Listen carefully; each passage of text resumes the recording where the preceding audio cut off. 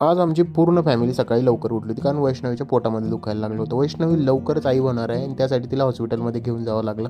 नमस्कार मंडळी, माझं नाव आहे स्वप्नील आणि स्वागत आहे तुमचं नवीन एका मिनी ब्लॉगमध्ये. सकाळी सकाळी पायलने मस्त आमच्यासाठी नाश्त्याची तयारी केली. त्यानंतर सुनीलने आणि मी घरावरती पाणी दिलं. सुनील मला हेल्प करण्यासाठी आला होता म्हणून मी थोडासा मस्त डान्स केला.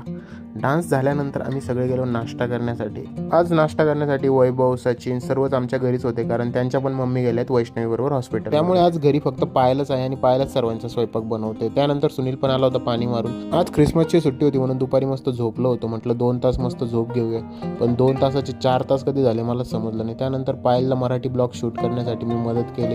त्यानंतर पायलने माझ्यासाठी चहा आणि चपाती दिली आणि मी गेलो शेतामध्ये फिरण्यासाठी. रस्त्यात सोना पण भेटला, तर सोनाबरोबर मस्त बाईकवरती गेलो. चिकू पिकू आणि रॉकी किती भारी दिसत आहे ना. त्यानंतर मस्त एक बुक वाचायला घेतलं, ऑटोबायोग्राफी ऑफ योगी, मस्त बुक आहे. त्यानंतर शेकोटीचा आनंद घेतला. भेटूया पुढच्या मिनी ब्लॉगमध्ये, तोपर्यंत लाईक शेअर सबस्क्राईब.